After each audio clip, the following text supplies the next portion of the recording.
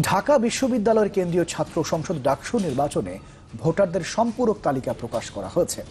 প্রার্থীদের প্রচারণায় সরব ক্যাম্পাস। সবাই নিজেদের ভবিষ্যৎ কাজের ধরন তুলে ধরছেন প্রার্থীদের কাছে। তবে কোনো প্রার্থী প্রচারণায় বাধা পাওয়ায় লিখিত অভিযোগ করলে ব্যবস্থা নেওয়ার আশ্বাস দিয়েছে বিশ্ববিদ্যালয়ের প্রশাসন। শোভাযাত্রায় নিজেদের প্রার্থীদের প্রচারণায় নেমেছে প্রগতিশীল ঐক্যজোট।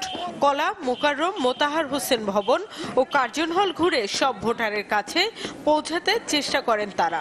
এ সময় প্রার্থীদের অভিযোগ, হলে পূর্ণাঙ্গ সহাবস্থান এখনো না থাকার।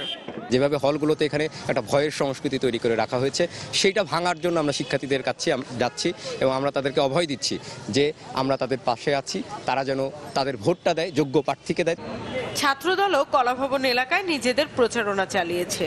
ভোটারদের কাছে তুলে ধরেন নির্বাচিত হলে কি কি কাজ করতে চান তার তালিকা। ছাত্রদলেরও অভিযোগ, হলের বৈধ ছাত্র হলেও সব প্রার্থী হলে থাকতে পারছেন না। আমরা শুরু থেকেই বাধার সম্মুখীন হয়ে আসছি। আপনারা অমর ঐক্য হলের একটা ঘটনা জানেন। আর হচ্ছে আপনার বিভিন্ন ওই হলের প্রার্থীদেরকে আপনার ফোনে হুমকি দেওয়া হচ্ছে।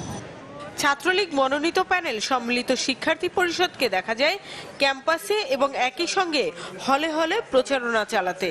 দেশের উন্নয়নের জোয়ারে ঢাকা বিশ্ববিদ্যালয়কে যুক্ত করার প্রতিশ্রুতিও দেন ভোটারদের। ছাত্রদল যে অভিযোগ করছে, তারা মেয়েদের 5টি হলে একটিতেও একটি প্যানেল দিতে পারেনি। তাদের সাংগঠনিক ব্যর্থতা এবং শিক্ষার্থীদের সঙ্গে তাদের যে মানসিক দূরত্ব, সেটাকেই তারা হচ্ছে ঢাকার জন্য, শাক দিয়ে মাছ ঢাকার জন্য এই ধরনের অভিযোগ করছে। কোটার নামে যারা রাজনীতি সুবিধা নিতে যাচ্ছে এখন, সেই নুরুল রাশেদরা কিন্তু অবাধে প্রচারণা চালাচ্ছে, বরঞ্চ অনেক ক্ষেত্রে ছাত্রলীগের নামে কুৎসা রটাচ্ছে। আমরা সর্বোচ্চ ধৈর্যের পরিচয় দিয়ে আমাদের মতো করে আমরা প্রচারণা চালিয়ে যাচ্ছি।